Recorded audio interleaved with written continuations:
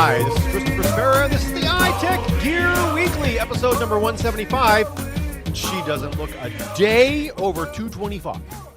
Recorded live Sunday, July 5th, 2026, live from iTechGear Central. As I said, I'm Christopher Spera, the editor-in-chief here at the iTechGear.org. We are one shy this week, fellas. Mr. Chris Gavula unfortunately lost power due to storms running through his portion of the lower mitten in near Detroit, and unfortunately he is out of power. So, and from what I hear, he's also out of patience with us, but that's beside the point entirely. So, we hope and pray that he gets power back quickly. And may be able to join us before the end of the show, but I'm not holding my breath. But that doesn't mean that we don't have a great lineup with us this week. Of course, we've got the editor here at iTechGear and the former contributing writer over at Gear Diary, and currently the host of the Linux Link Tech Show, Living in the Retro Arcade podcast, and of course, fitness for the rest of us. That's Brother Joe McLaughlin. How are you, sir? I am doing quite well. Awesome.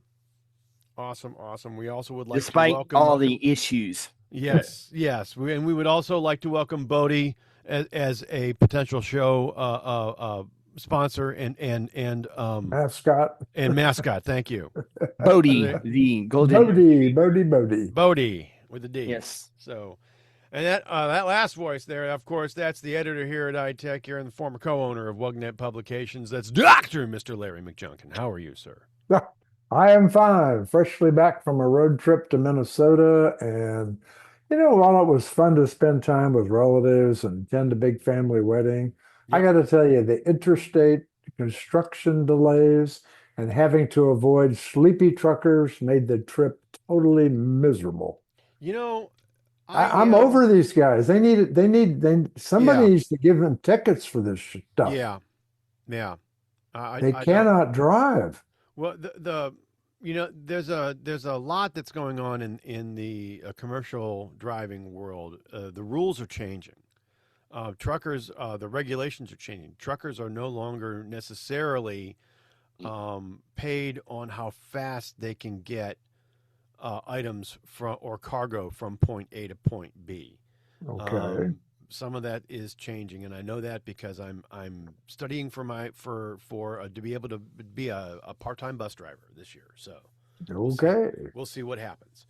But so some of that is changing. But we've got a lot that's going on in the Apple segment. It's always one of the biggest segments in the entire show, and if Mr. Gavula was here, I can hear him rolling his eyes all the way from where he's at.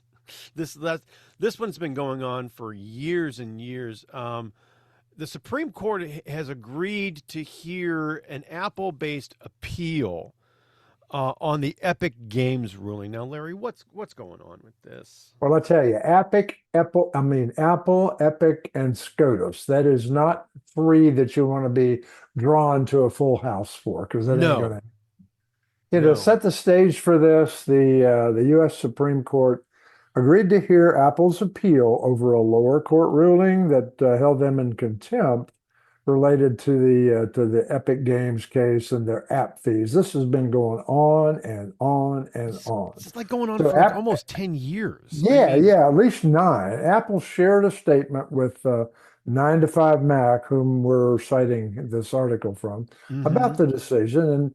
And Apple said, we will now get to make our case over the contempt finding to the Supreme Court.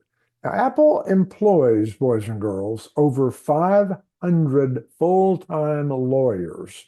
Yeah. And with the current political ties that Apple has with this administration, my money's on Apple with this one. My money's on Tim Apple for sure. I'm telling you what, I don't know how Mr. Epic is ever going to win this one, but in a brief order Tuesday, the justices said they will review the lower court decisions, and we'll just have to see what happens. But I don't know. This is going to be Right now, Epic, of course, is saying that they're going to the Supreme Court, and they're going to continue to fight against junk fees Apple charges on third-party payments. Right. Junk fees.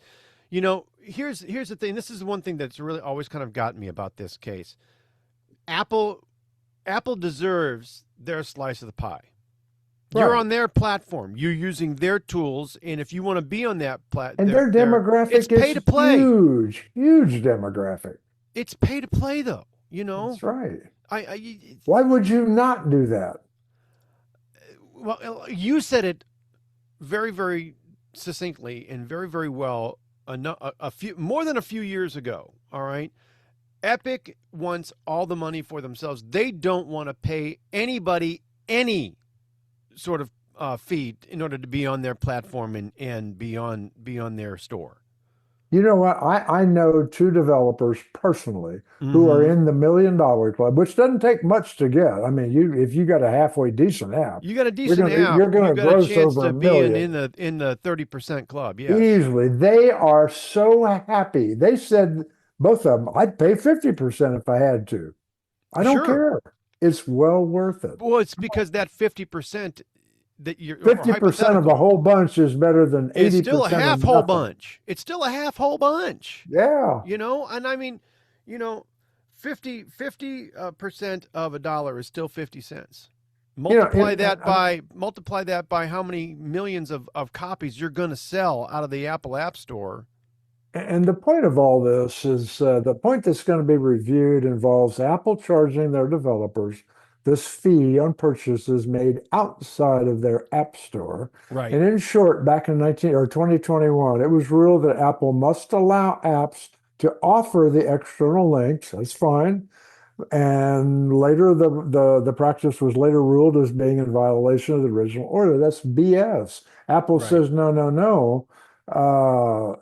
It does not prevent them from instituting new fees on external purchases. We still get, otherwise, all the developers would go out there and, no, you can't do that, boys and girls. Again, We'll see what happens. This is just Epic not wanting to pay anybody. All right, they've been fighting this now for almost 10 years, and they're going to end up losing this, and I can't wait. I'm going to dance a freaking jig when they do. Yep. I really am, because this is just ridiculous. All right, the amount of grief that they make it sound as though Fortnite is the know all end all of Apple games. All right. Or Apple as a gaming platform. It is a big game, but it is a great game. There's no denying that. But they are not the know all end all. They are. They'll say that they're big enough to take the hit, so that all the other developers that are out there, whether they're in the $1 million club or not, won't have to quote unquote pay the exorbitant fees that Apple charges. Right. All right. Now, they only charge you that 30% hit if you make more than $1 million out of their store a year. Right. Okay. And that's more. There are thousands and tens of thousands of developers that are out there that don't. All right. And all they're paying is 10, 15%, you know? Yeah. Apple said something that's kind of I think it's important. Apple said, this is an important question of law, and we are pleased the Supreme Court will hear our case. Yes. If 500 lawyers are saying that, then Apple's got a really good chance of winning this, I think. Yeah. And I have a feeling that the majority of the court's going to side with Tim Apple, but that's just me. All right. And it has nothing to do with politics, has nothing to do with anything else other than the matter of the law. But that's just me. Right. And we'll obviously continue to watch this and see how it goes. We'll see. And we'll report back when there's more news and new updates. So is Fortnite still a big deal anymore, though? That's the thing I'm wondering, because I don't know, really. I used to hear about it all the time, but I hardly hear about it anymore. Well, Fortnite was big when my kids were little. Right. Okay. Yeah. My oldest son is now 21. All right. My youngest son is now 18. He'll be 19 in a few months. All right. It wasn't that big of a freaking deal. All right. No. And it certainly isn't now. All right. Um, I think a lot of folks have moved on, although it's still likely a big seller worldwide. I don't doubt that at all. All right. I just don't think it's as deep a pocket as it used to be. I could be wrong. Sometimes the older games just refuse to go away. Words with Friends is still one of the biggest games out there for an I iPhone. haven't played it in 5 years. I haven't I played it got in over like 20 10. games a Right. day I play on that thing easily You know, with people. So unreal, it's unreal. unknown. Well, we'll Oh see. well, We'll see how it we'll see, goes. We'll see. and We'll see. we'll We'll let see. you know when we find out. Yeah, absolutely, we Hmm. will. Absolutely, we will. You know what else Apple is doing is they're changing how security updates are made due to and this is interesting, due to threats from AI. So, Larry, what's going on here? Yeah, I put this whole subject under the AI caused this crap header. Uh So huh. Apple is going to change the way it issues all of its security updates because of AI. All of us right now are focused on the new iOS 27. Yep. All the leaks are out about it. Everybody that Yep. wants to has got it installed somewhere on something. I have it running on both of my production machines, Yep. iPhone and Mac. Haven't had literally any problems. Couple of UI glitches and they're gone now. So whatever they were sort of just temporary. But we're probably not going to get another feature-filled release in the 26 era. There's always going to be bugs that come along, and what Apple's trying to do is figure out a way to just squash them instantly. And case in point, on Monday, Apple dropped iOS 26.5.2, and it Mm-hmm. had bug fixes for 29 security vulnerabilities. Right. Nobody saw this one coming. They just did it. So, in fact, Apple said it was never meant to be. 26.5.2 was not meant to be, but See, we did it anyway. that's interesting. So, And what? what they're going to do now is change the way they handle them. If, in fact, there is a problem, they're just going to address it right then, which I think is a good deal, personally. Right. Right. Well, we'll see what happens. It's interesting. I mean, I mean, this is all due to Anthropic's mythos and the way that it actually does what it does and the kind of tool that it is. That's true. Um, And they can these models like Mythos, they can spread vulnerabilities in their own software. yeah, yeah. So So we'll see. we'll see. We'll see how it goes. We'll The, see the how the it main goes. thing I think that folks should take away from this is you should always update your devices whenever updates are available. Trust Apple on Yes. this one. I don't know how many people call me or email or text me. Hey, I got an update to my iPhone, Larry. Should I do it? Well, yeah, dummy. Hmm. Yeah. If the way that Apple delivers updates is probably the way that a lot of different companies are delivering updates. They send them to I'm you not going through to a. trust Microsoft with my updates, but I will trust Apple. I was just going to say something to the Yeah. same effect. The one exception here being Windows Update, because and we'll Right. talk about it because they did something this week that or recently that is just absolutely just bonkers. But that's just me. Um, but the way that Apple has been releasing security updates, anything that they go ahead and they offer you, I would likely go ahead and take. Um, just to make certain that you stay either on the latest greatest with with all the security patches, et cetera, et cetera. It's the best way to go, unless you've got some corporate concerns related to stability with internal tools. Or with some of the software that you're running, it may require specific versions of an operating system. Right. But most folks, however, are still going to be um, um, uh, you know, from a consumer perspective, are install the updates. End of story. Install the updates. You know, interestingly enough, I mean, there were 29 security flaws that were updated with 26.5.2 that was recently released. Are you Um, going to keep those on the show notes so people can see them up there? yeah, Yeah. Okay. None of the flaws were 0 days, but it's still important to update as soon as possible. Um, A lot of them th- were WebKit things. yeah, yeah, and that's exactly, and specifically when accessing data, user data, and websites, and so um, stay on top of it. Update them if you got them, Yep.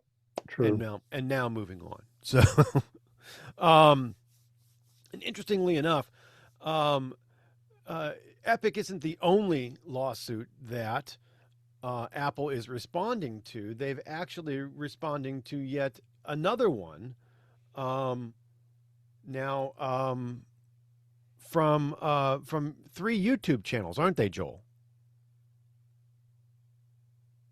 Oh, Joel. Sorry about Hey, that. They sure are. Sorry, yeah, that's all right. That's all right. doggy Yeah, yep. stuff. You've got Bodie. So It's you cool. got H3H3, um, otherwise known as Ethan Klein, and let's see, Mr. Short Game Golf and Golfholics alleged that Apple deliberately circumvented YouTube's protections against video scraping and profited substantially by doing so.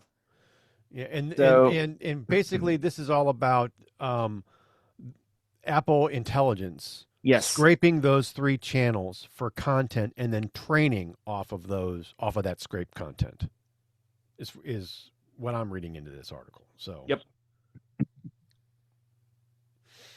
and apparently, according to YouTube, that's a definite no-no. You can't do that. So they are the lead plaintiffs, if you will, in a class action lawsuit that they have filed against Apple in the U.S. District Court of the Northern District of California. This was filed in April, and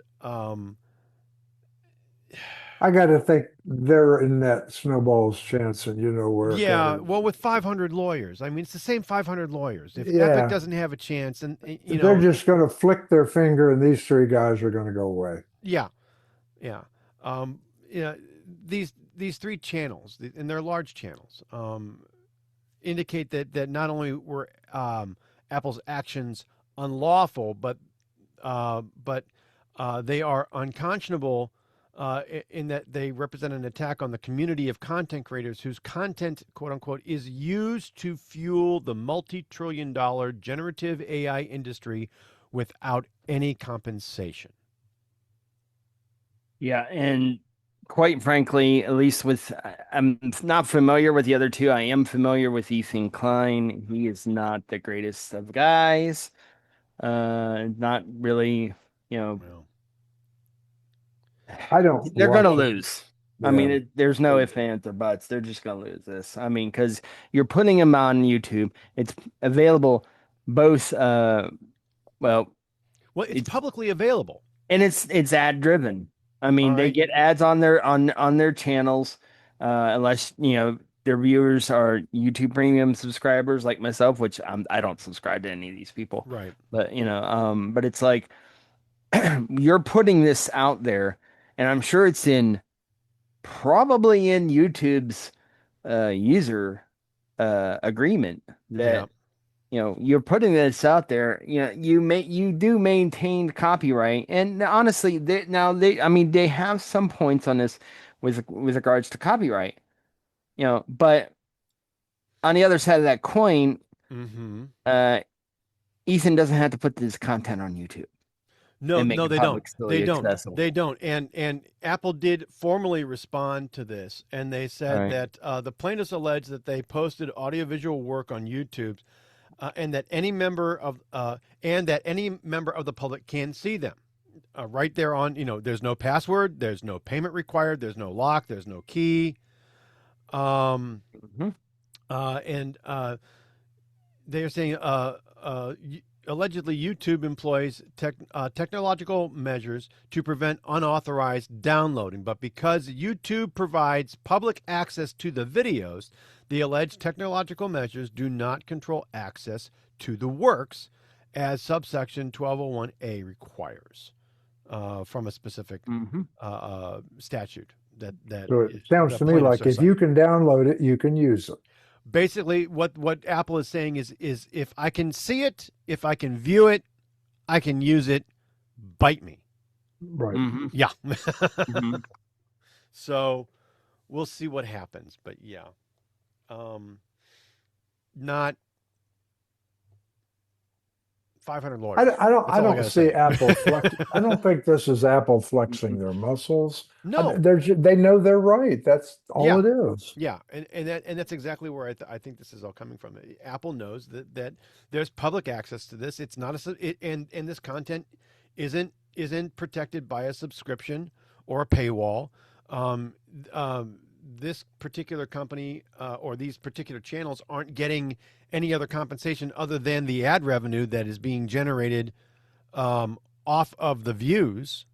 All right, and they're being paid that by YouTube. All right, so. You don't like it, you can lump it. Right? Yep. True.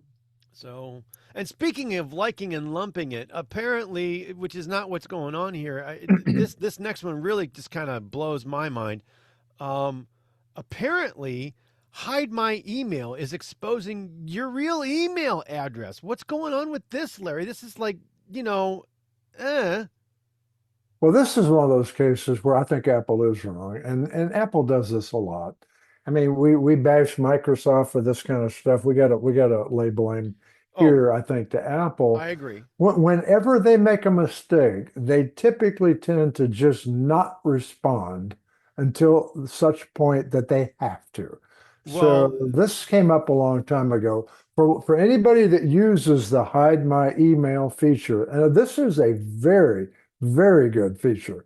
The it way is. this works, It is. every website login, every online shopping session, everywhere you use Yeah. or want to use an email address, but you don't want them to have access to yours, is where you use the Hide My Email alias. Yep. So right now it's got a little privacy problem, as reported by 404 Media's Joseph Cox.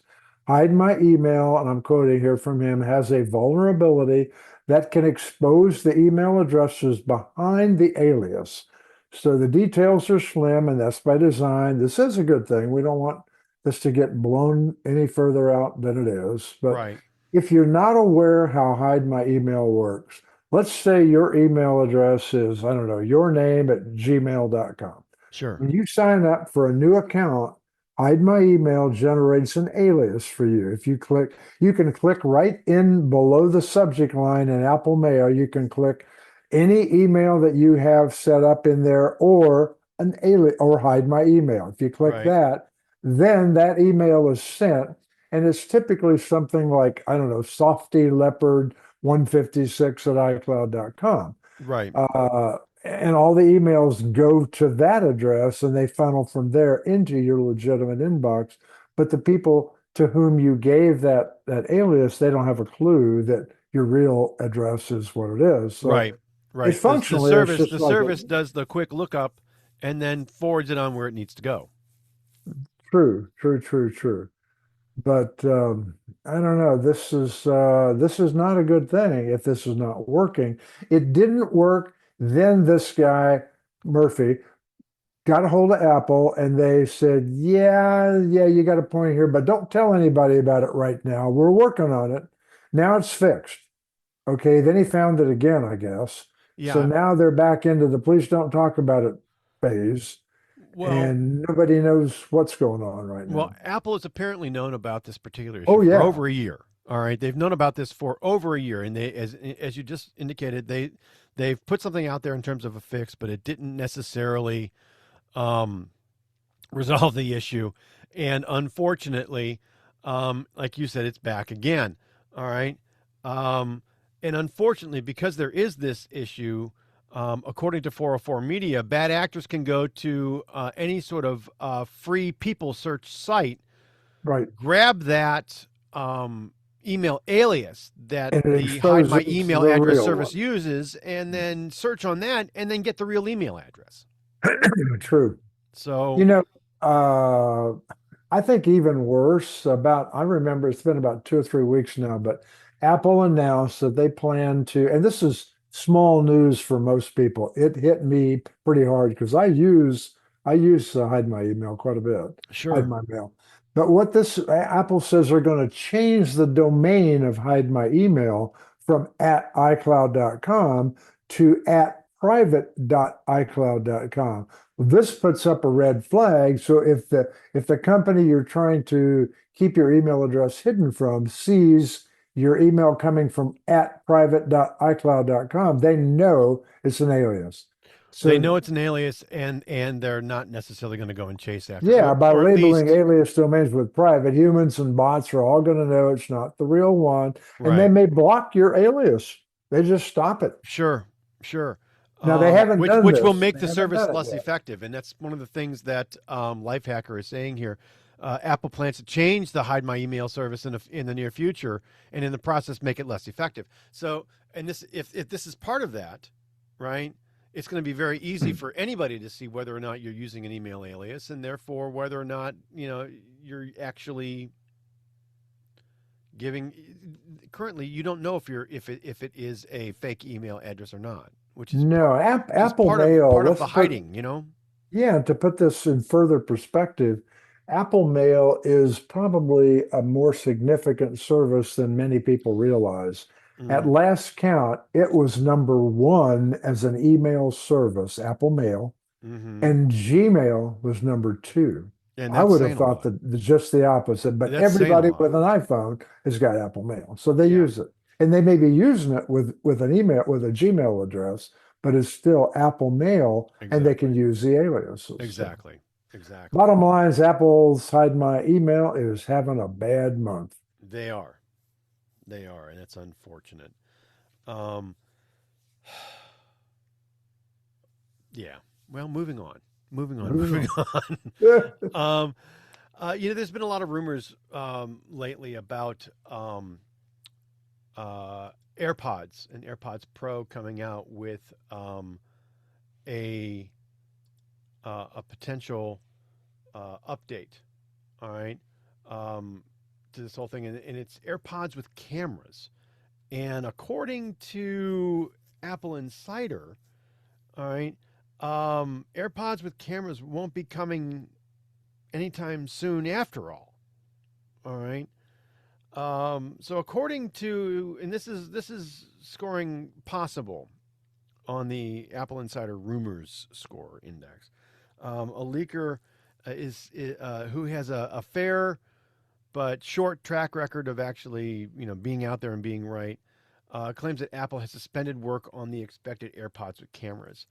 Um, and that's all nice, lovely, wonderful, and good. And I guess I'm not exactly sure what the cameras are going to do, but Quick interjection here. Do you sure. not think this is possibly Apple has seen the negative press on what Meta glasses are doing and could do and can do and have done, Well, I and they don't want to be blamed for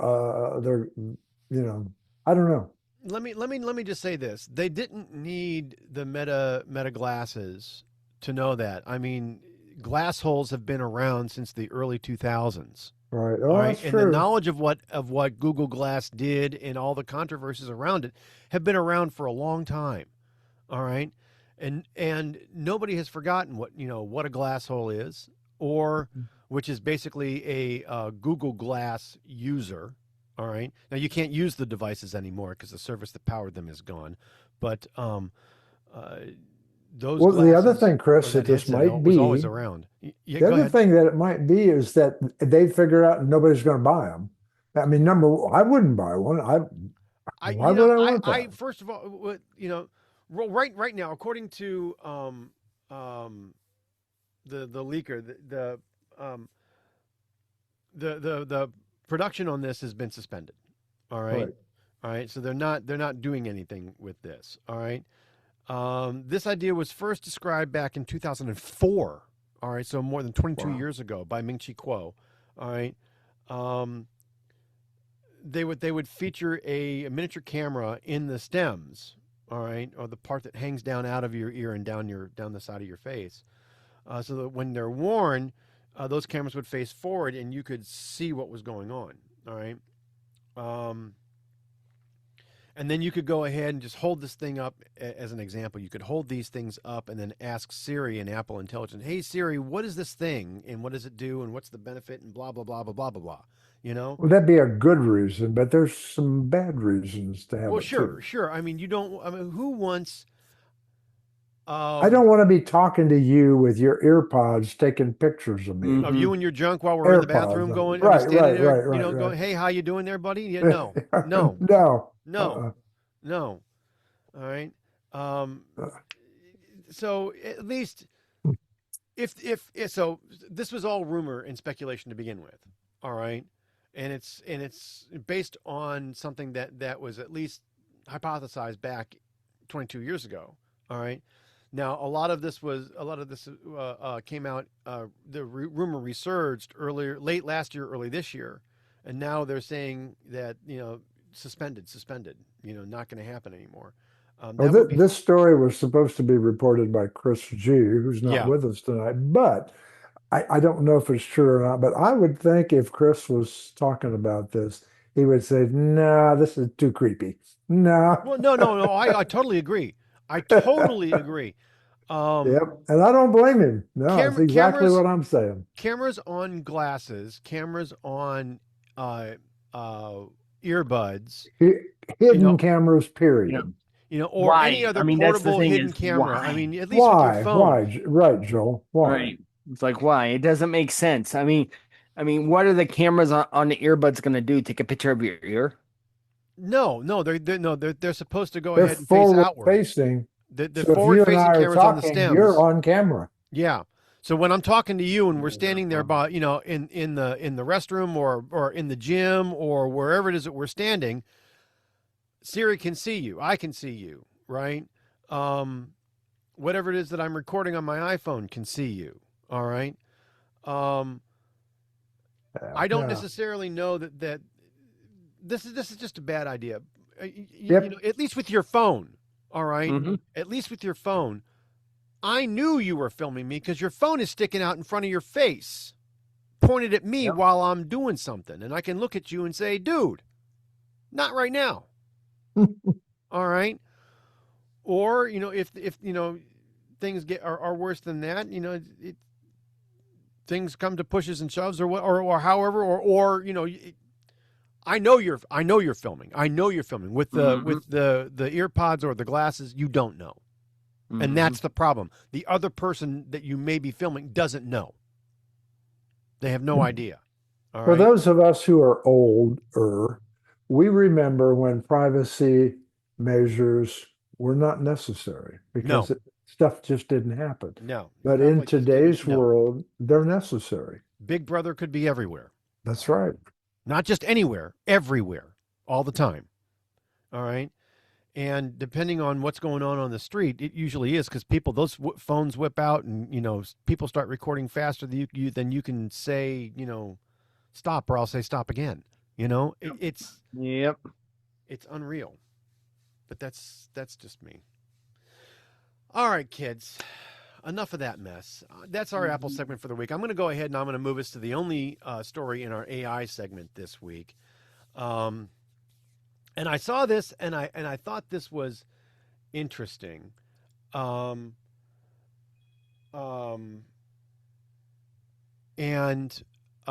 Microsoft at one point had a operating system that was supposed to be based on Edge, but it was AI powered, right? So kind of sort of running on Windows 11, but just as things were going, So this is going back a couple of years ago, or back in 2022. Edge OS, all right, a web-powered operating system built on Edge,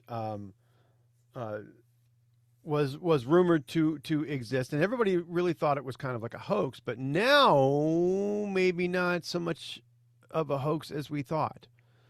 This is going to be a lot like Chrome. This is going to be a lot like what Chrome does. But this is at least back in 2022 when the original rumors um, of Edge or at least Windows 12 were out there. This is thought, at least now thought, that this is what Windows 12 was supposed to be based on. All right. This was originally thought it was going to be, Windows 12 was going to be a AI-powered and web-based operating system, cloud-based operating system. And now it looks like that actually may be the case. It was called Project Aeon. Mm-hmm. So interesting, and it is an example of a web-based agent OS that natively builds Copilot into the core of its shell. And if you remember back in late 22, early 23, we were like, "Oh, I don't want that. I don't want that. I don't want that. I don't want." And we weren't the only ones that were saying that. And I think that's one of the reasons why we never saw it. All right. It got rid of Win32. It got rid of the standard Windows shell, and it was going to provide something that was different and a little bit more modern. So we'll see what if anything else happens with this, but it was based on Win3, according to Windows Central, which was a minimalist Windows code base with no Win32 legacy app support at all. All right, images and video seem to suggest it would work on AOSP as well as Windows, which is similar to what's going on with Project Solara, but yeah. They were wanting Solara to help turn this whole agentic operating system into reality. And so I don't know. What do you guys think? Yeah. Yeah, right. All right. Yeah, I'd have to say no to that too. This is not something that I'm interested in. Yeah, So more and more, people are seeing the pitfalls of AI, but unfortunately, companies like Microsoft and mine aren't seeing the issues with it yet. I mean, it's the whole anti-data center movement is being driven by hate for AI. I mean, it's like, so what at some point Microsoft and others are gonna have to wake up, and stuff like this is gonna have to go, be less of a focus. I mean, I have no interest in this. I don't have any interest in ever running Windows again. Mostly because of stuff like this. mm-hmm. It's like, Yeah.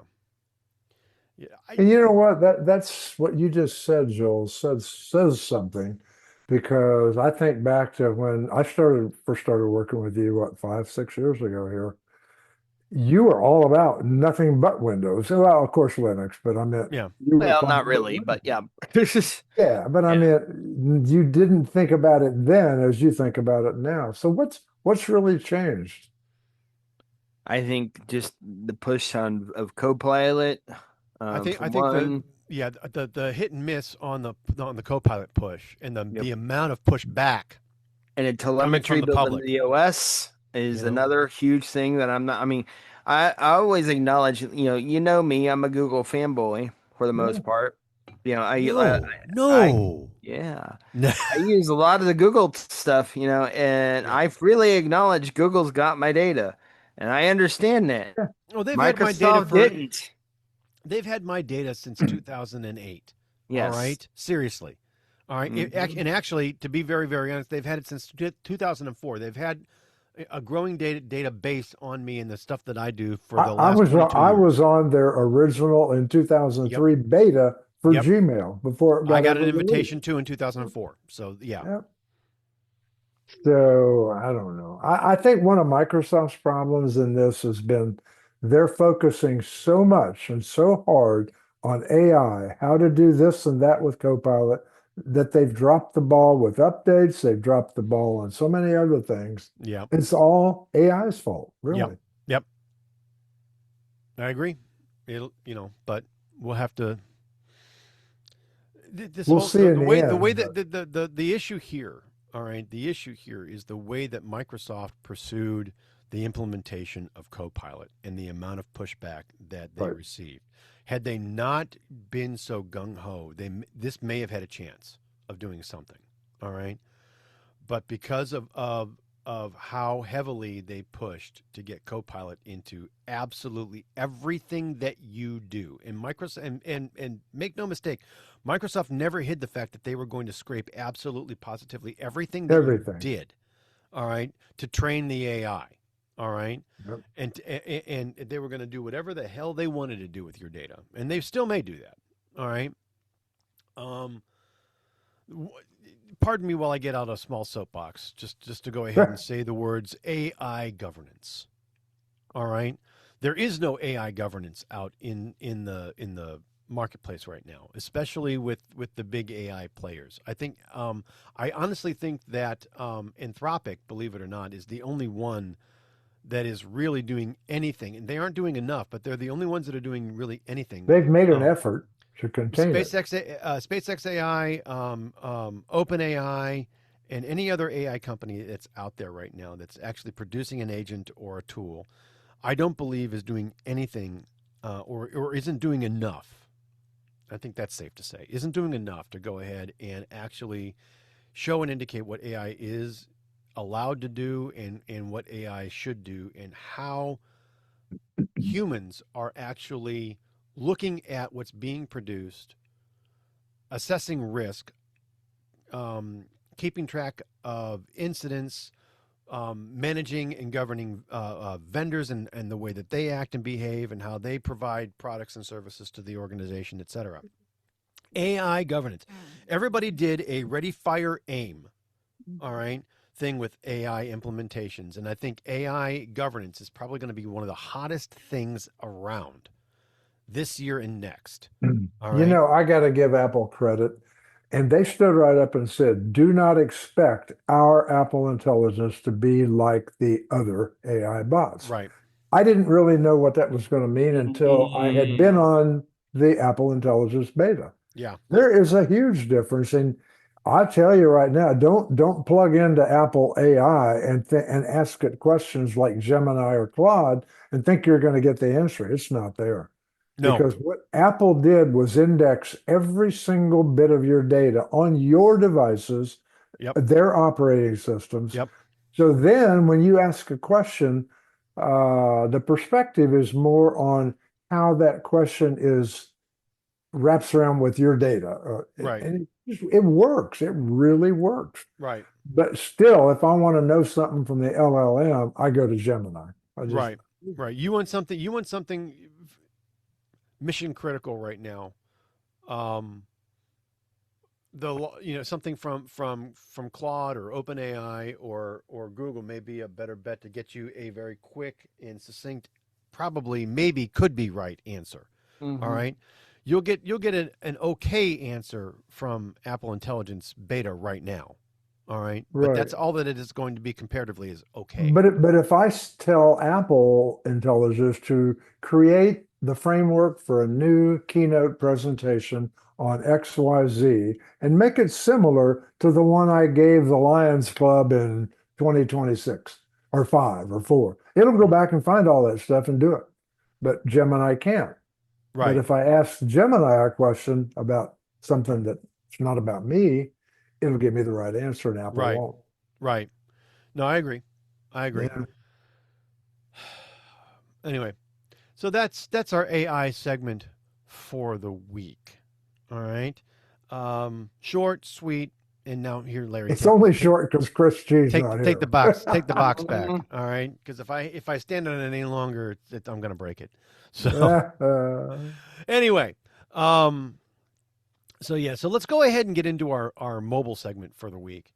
All right, this next one is again something that I think Chris G and I both would have waxed on a little bit.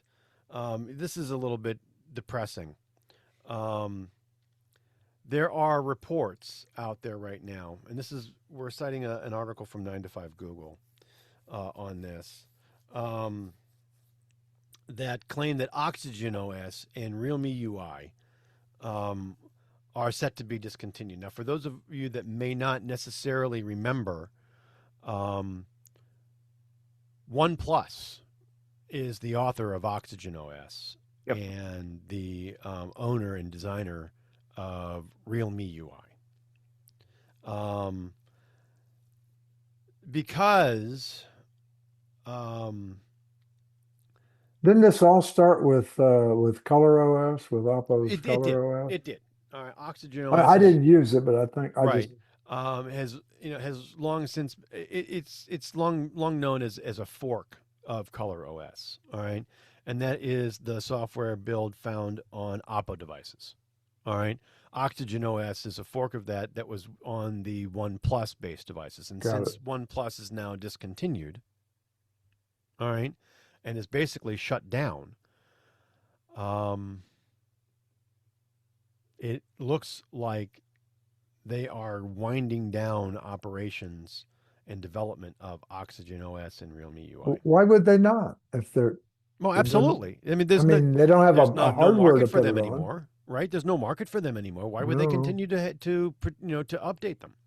You know, and given how similar Color OS and Oxygen OS are, there's no great shock that the one is going to be discontinued. If there's going to be any updates to any OnePlus devices, I wouldn't be surprised if they would run Color OS as opposed to Oxygen OS going forward. I'm not saying that that's going to happen. Yeah. All right. But I am saying that it doesn't surprise me that they would continue the one. And if they were to go ahead and throw anybody a bone on the OnePlus side, you'd have a better chance of it being a Color OS derivative as opposed to an Oxygen OS. Well, but you have a OnePlus device. I do. But it's not it it's is not your still daily awesome. driver. Not anymore. But if it were your daily driver, what would you do right now? I'd get out for of the those device. people out there. I would use it. I would continue to use it as long as it was receiving updates. Really? I would continue if it were my daily driver. I would No, continue but if you just got this news that it's going to be killed, right? No, I would continue to use it for as long as updates were available for the device. All right, and then after that, after the last update, 3 or so months after that, I'd be out of the device. yeah, I'd be looking already, but I don't use one. I'd be out of the device. And the only reason why I'm saying that with this particular device is the OnePlus Open was really a great device. All right, it really was.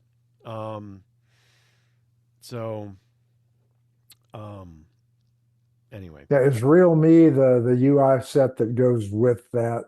I believe so. Kind of like One UI.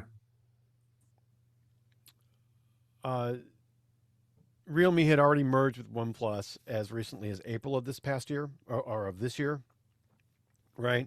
So, yeah, it's winding down, kids. If you're in it, get out. If you're in it, get out. If you're in one of those devices, switch over to an Oppo device, switch over to any other device. But if you're in a OnePlus device, you're probably gonna want to get yourself out. It's just not worth it anymore. You're not going to get updates to it. You're not going to get the patches that you need. You're not going to get the updates you want. So, and it's too bad because they were great devices. But that's just me. So, but speaking of great devices and not so great things that are happening, Google Pixel owners are reporting issues after installing the release of Android 17, aren't they, Joel? Well, some are. I sure am not. At least that I noticed. I had some issues with Android Auto, but according to the article here, there's supposedly some issues with Wi-Fi and a few other things. And gaming laggy performance. Well, I don't gang game on my and again, it's one of those stacks that we always see issues with. It's Wi-Fi and Bluetooth. All right, right. and those are Yeah. those two communication stacks have been problematic for decades. All right, Mhm. I don't know why. They continue to be problems. All right, but they do. All right.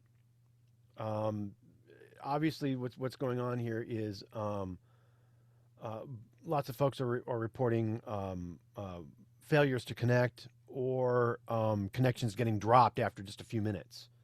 All right. Or, and then they reconnect and then they drop again. So you've got this ping pong back and forth of in and out, in and out, in and out Yep. every few minutes. And this is something that is usually reported, or at least on the early releases. If they are there, they are usually reported on early releases of new operating systems. All right, or new versions of operating systems. Right. So, so hopefully this is something, and they usually get worked out over time as that version of the operating system matures. But we'll see what happens. Android Authority, though, seems to think that this may be related to the latest Google Play system update. But again, it's hard. It's hard to know for certain because some things were tested on devices running Android 17, and the results are inconsistent. Some show problems, some don't. Yep. And same Yeah, I devices, mean, similar devices. yeah, mine's been fine. Yeah. Okay. Not to mention the fact, if it ain't out already, we should already have the next update. So, Yeah. and this article, a lot of it sources from Reddit, which I'm like, So We'll see. yeah, I mean, it's stuff happens, Right. and I don't think it's a big enough deal for 9 to 5 Google to write an article, but okay, whatever, you know.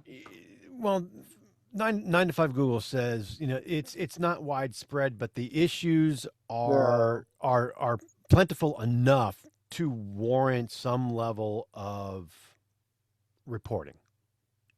And Yeah, I can understand that. You can't ignore the amount of noise that this is generating is just too much to ignore. But right. it's not real widespread. Whatever. Hmm. Um,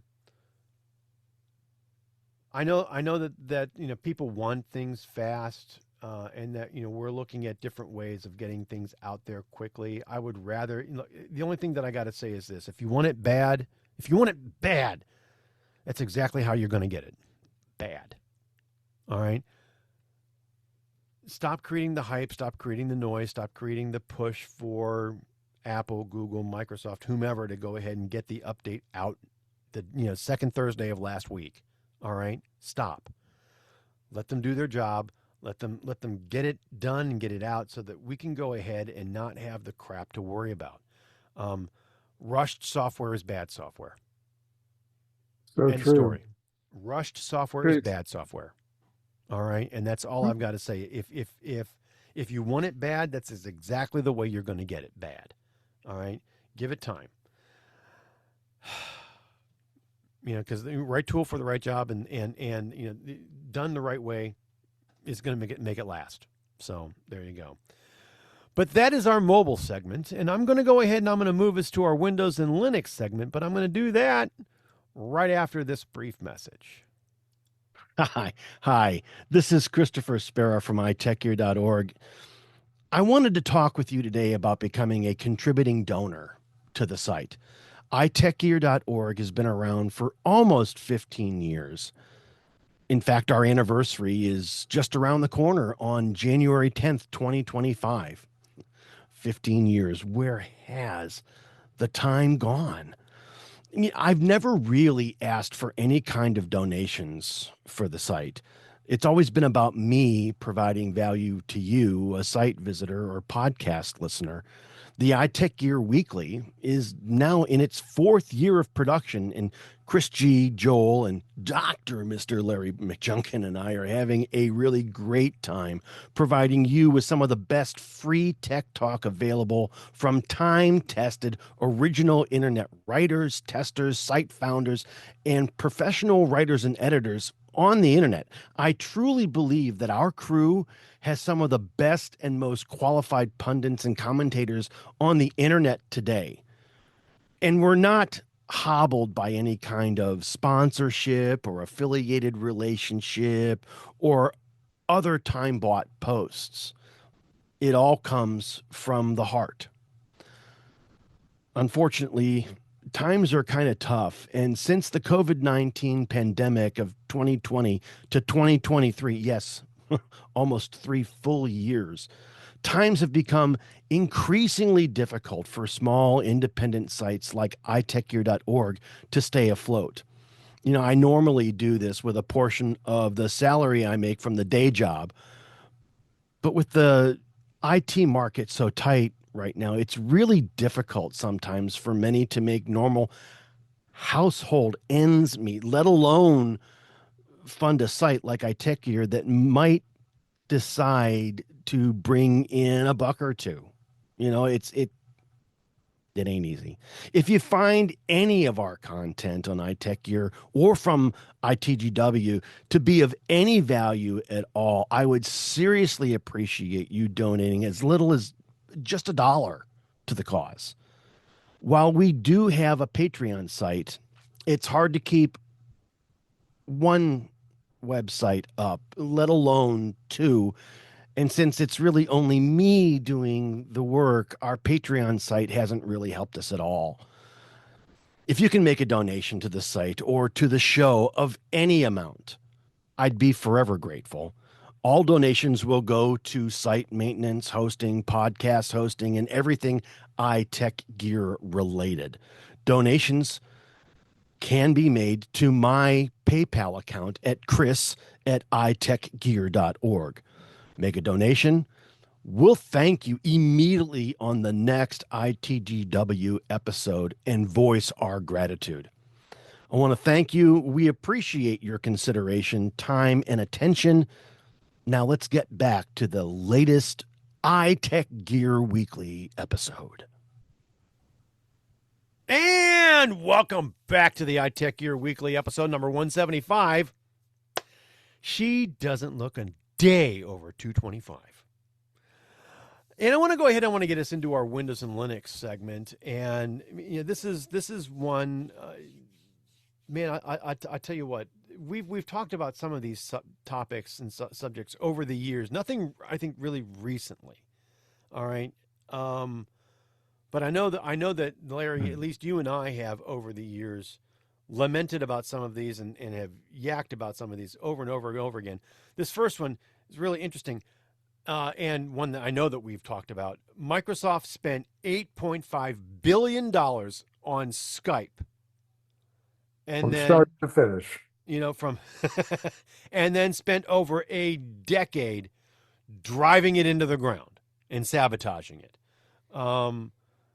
You know, Skype back in the day, you know, Skype was one of those things, you know, it was a verb. It was like Google, you know, when you Right. Googled somebody, you Skyped You somebody. Skyped them. Yep. All right. You Skyped them. And I know that my uncle, God bless him, would Skype us 2-3 times a month, wanting to know what was what and see the grandkids and see the, you know, before he passed away in 2011. But he was all over Skype. He kept track of his Air Force buddies that way. He kept track with family on both sides of his family, all over the place with Skype, and he was all over. But once Microsoft got into it and stuck their fingers in, boy, did they muck that pie up. They screwed it up so bad. You know, and $8.5 million back when they bought it, or $1 billion rather, with a B. 8.5 whole Sagans. It was nothing to sneeze at, and it still isn't. All right. but it's interesting. It's interesting. There was Windows Messenger and then Windows Live Messenger, and then they bought Skype, and they wanted to marry the two of those together, and those didn't fit. Those two didn't fit together very well. All right. Out of the two of them, I think Skype won. If you had to choose, Probably. if you had to Yeah. choose a winner, well, they paid $8.5 billion for it. So, and Windows Right. Live Messenger was something that they went ahead and pulled together, or Windows Messenger and then Windows Live Messenger when they put the Well, yeah, live Windows branding Messenger was first back in 2000. I don't know. early late Something like 90s, that, a early long time ago. 2000s. Yeah. All right.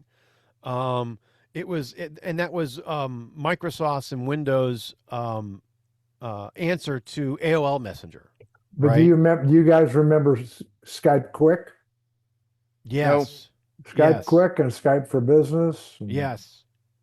Yes. And that really sort of morphed into Teams. All right. And once Teams really kind of came around, Skype it just died. They Microsoft merged Skype and Teams, and then Skype is gone. Skype is gone. That service is gone. Um, The one, just thinking back, the one I still miss the most yeah. is ICQ. Oh man, I'll tell you what. Uh-huh. It was God, I love that platform. uh-huh. No, It was, it 102 worked. 9012. That was my Oh, I ICQ don't even number. remember mine, but Well, I only remember it because it was so similar, and it sort of sing-songed for me. 102 9012. Um it also gave me the 90210s. So, yep. a little bit. Anyway,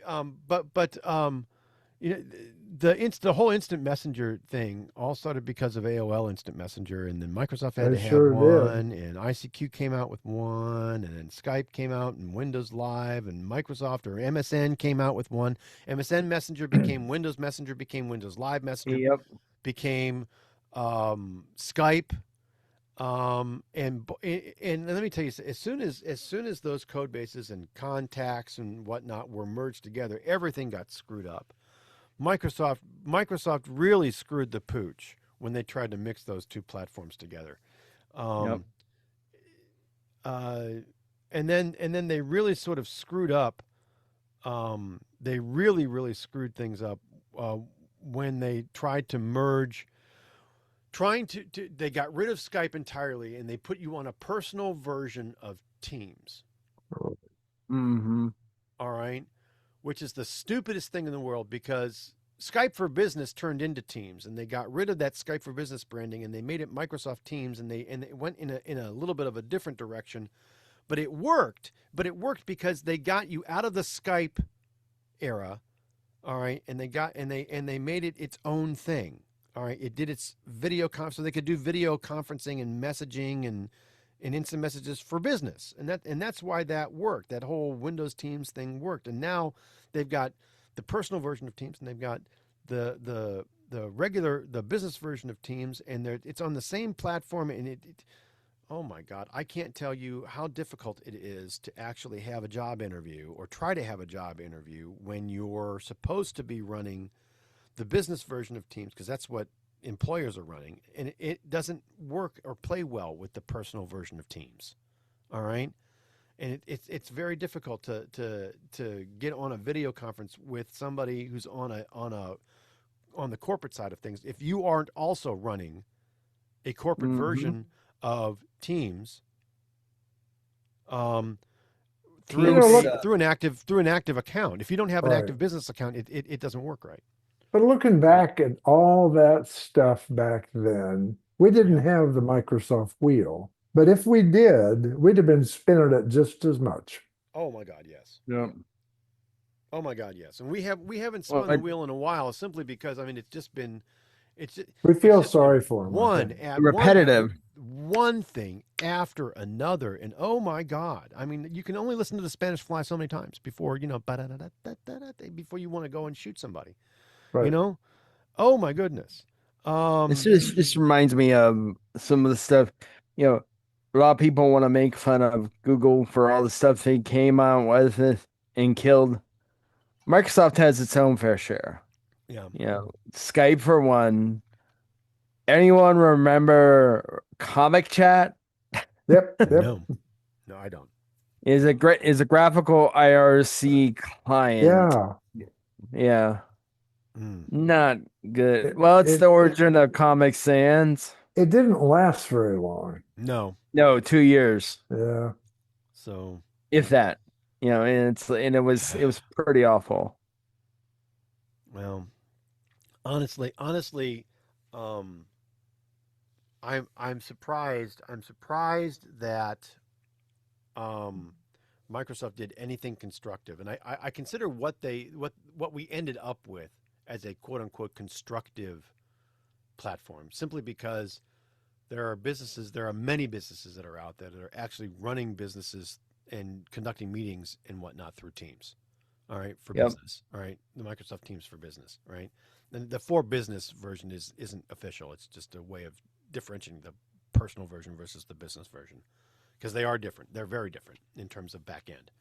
Um, um, but you know but they didn't handle that transition well. They didn't handle the branding well. They didn't what they did with the code bases and to the people that were developing those tools. And I'm not pleased with Microsoft and what they've done.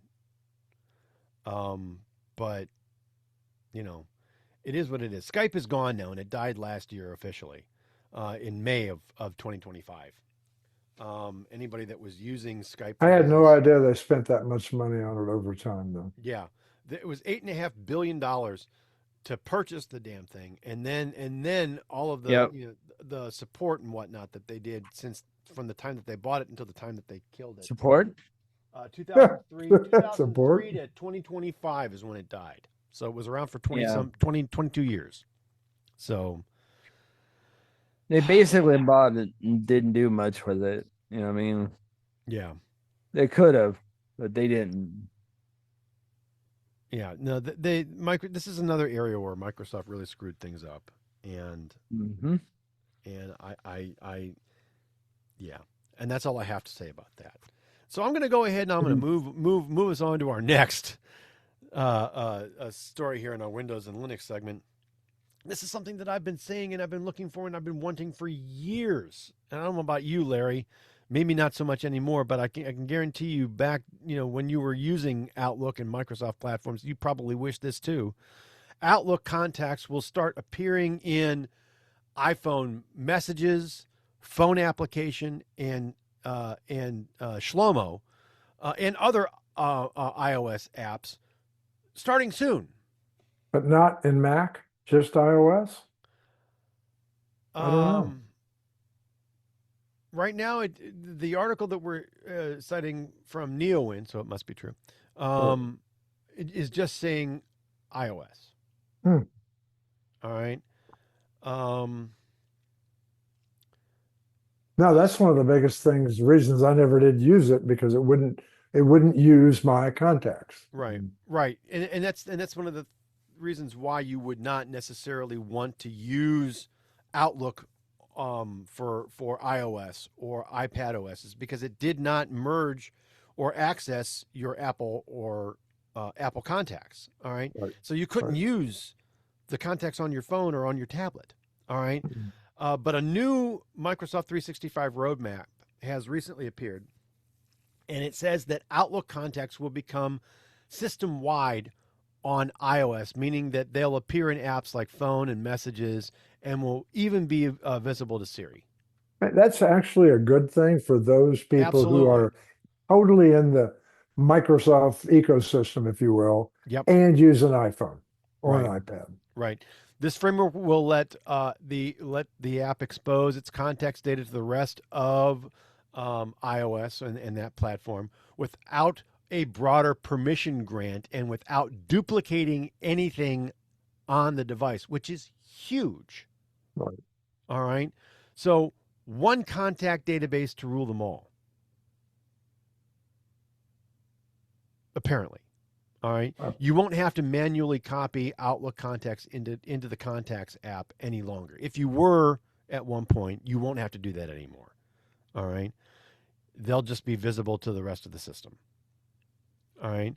And once this rolls out, someone with contacts stored in Outlook will get a proper caller ID matching of the phone app lookups, messages integration, and Siri support. It'll all just work.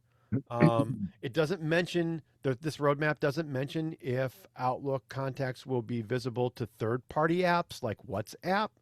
All right, we'll have to wait and see on how Microsoft decides to handle that, and whether or not they're actually going to use the contact provider framework or not. But this is supposed to start rolling out in January of 27. All right, so there's still some time left for bad decisions to be made, and for things to get screwed up. But I'm just saying. So, but starting next calendar year, you should start seeing this integration take place. So hopefully that something decent will happen. So, and speaking of something decently happening, Microsoft screwing things up. This last story is really just kind of interesting. Mr. Gavula shot around a YouTube video earlier this week from Sam Time. All right. It's titled "Windows Update is Worse Than Ever," and they even broke the recycling bin. Now, the main story out of this particular video is that the Windows updates in June broke the recycle bin. Normally, when you throw something into the recycle bin and you double click on it and you look inside the recycle bin, you see the name of the file that you deleted. All right. Chris's Two Totally Awesome Resume 2025. All right. .docx. All right. What you saw instead in the recycle bin was $RXPFQ95843N6 or whatever the internal name of that file was. Okay. Not the long file name, but the internal file name. All right. Which is not what that's supposed to do. It's not supposed to. So if you had 1,000 files in there and you're looking you would for not one, know what to go and you were hosed. You are completely Wow. screwed over. You would not have any idea as to where or when or how to get those files back. You'd have to undelete all of them just to go ahead and search for that one. Man. It's sitting in that thousand deep recycle bin contents. So, But I mean, oh my God. And this is apparently Bleeping Computer's got an article out there that supports this as well. Isn't that right, Joel? Oh, Joel. Muted. You're muted. Sorry, trying to keep Bodie off the show. No, but... it's all right. That's all right. But yeah. Yeah, I'll so put that in the yeah, show notes. it's go ahead and toss that in the show notes there for everybody to see. But Yeah. this is an interesting thing. I mean,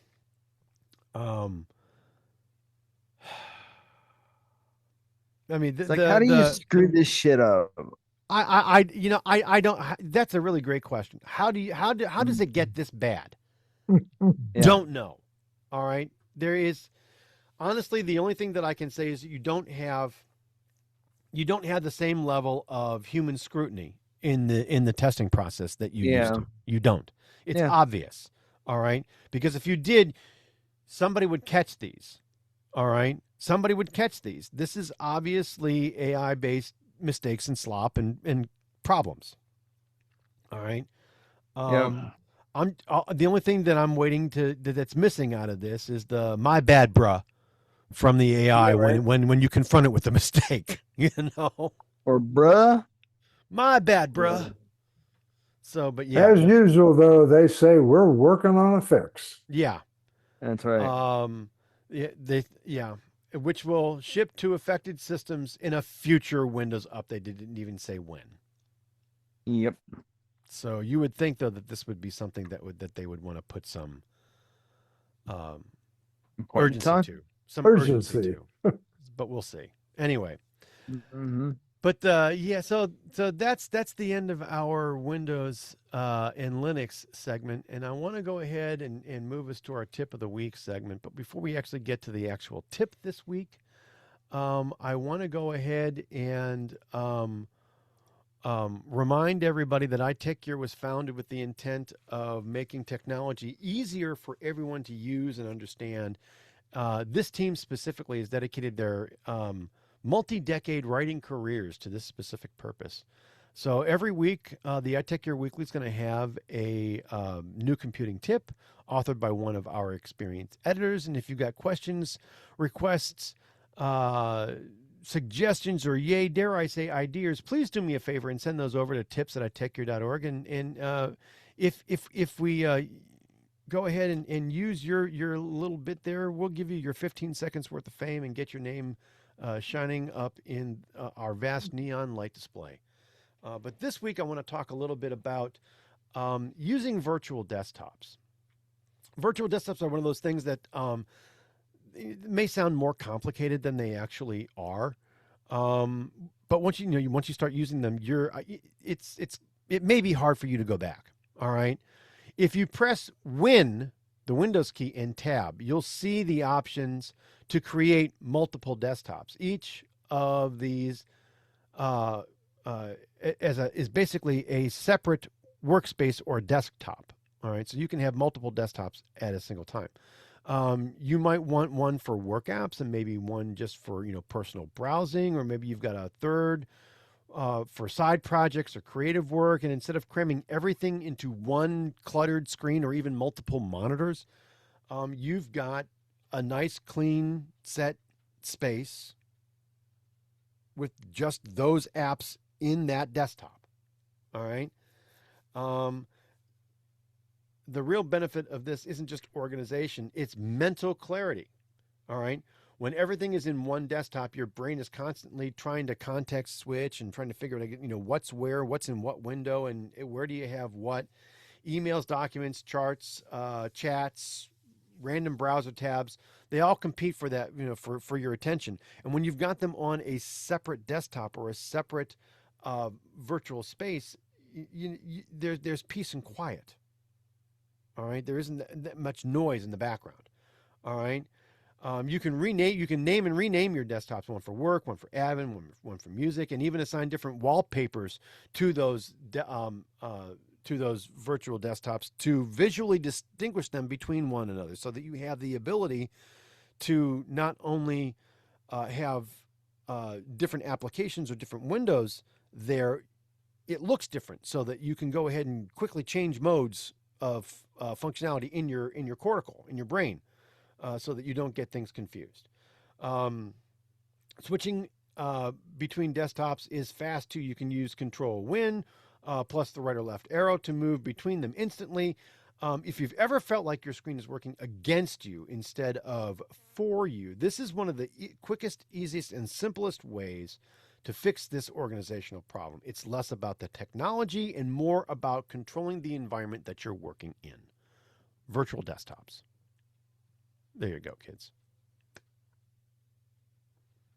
All right. So I'm going to go ahead and I'm going to move us to our pick of the week segment. But again, before we get there, I want to take a moment to remind everybody that our show picks are typically hardware, software, and other items of interest that we have individually purchased and when they actually use and that we like enough that we want to recommend them to you, our growing listener base. These are not paid advertisements or anything that we have any kind of an affiliated marketing relationship with. If they were, the editorial policy over at iTechGear.org indicates that we have to let you guys know about that up front.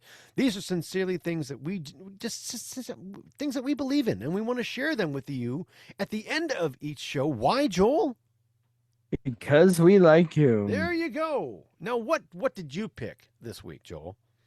All right. Well, a few weeks ago, went to a camping trip. I hadn't been out camping for a while.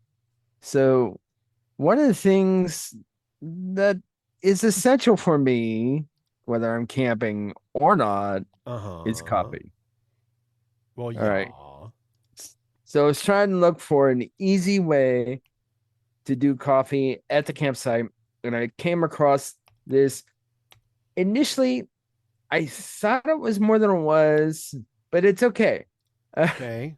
'Cause I thought it had everything in one like battery powered thing, but it doesn't. It's essentially a coffee grinder and a Okay. pour over system built together with a Interesting. reusable filter.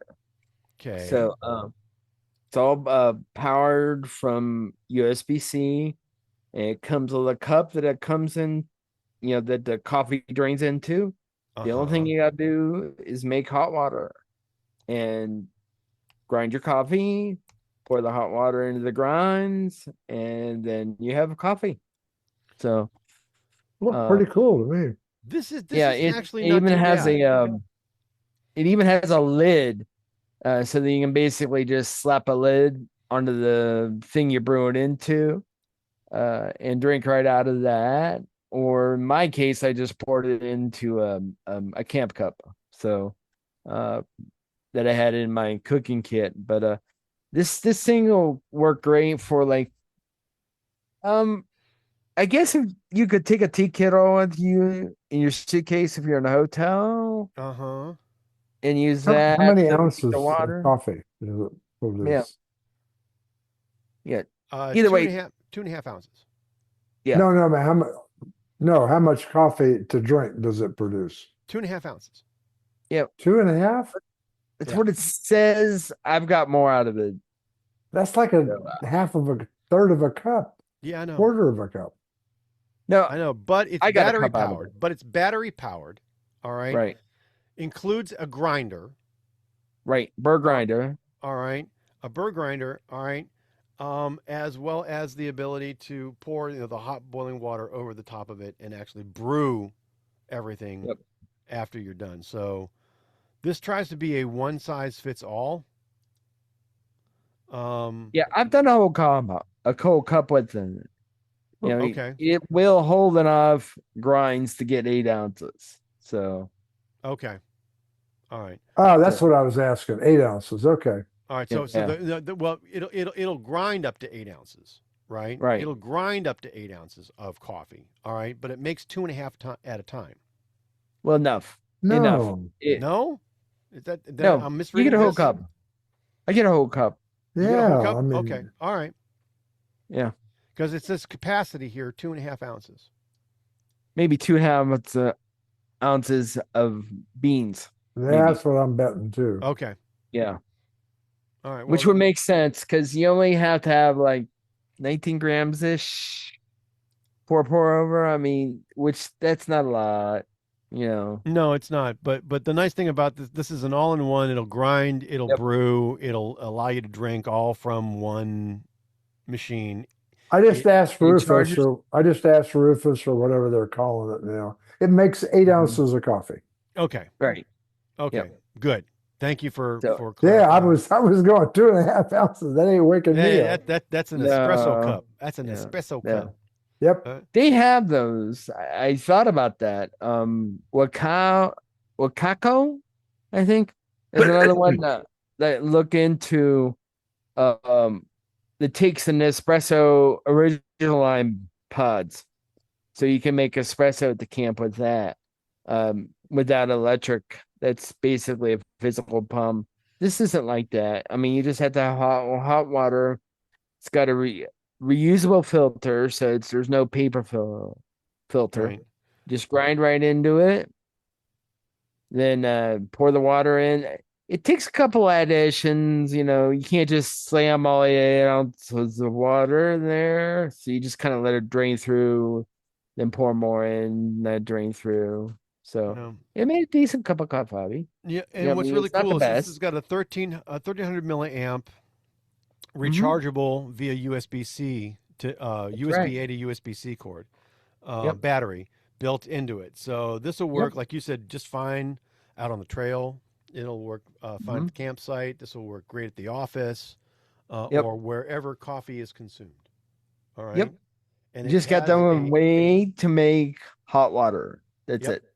yep, So and it's got a reusable fine coffee filter built in. yep. So there you go. Does a pretty decent job. It takes little longer than I'd like, but acceptable, you know. Okie doke. So not too bad. Not too bad. Well, okay, guys. That, as we say in the biz, is the show. This has been the iTechGear Weekly, episode number 175. She don't look a day over 225. Recorded live Sunday, July 5th, 2026, live from iTechGear Central for the missing Mr. Chris Gavula, Brother Joe McLaughlin, and Dr. Mr. Larry McJunkin. I want to say, hey, we will see you next time.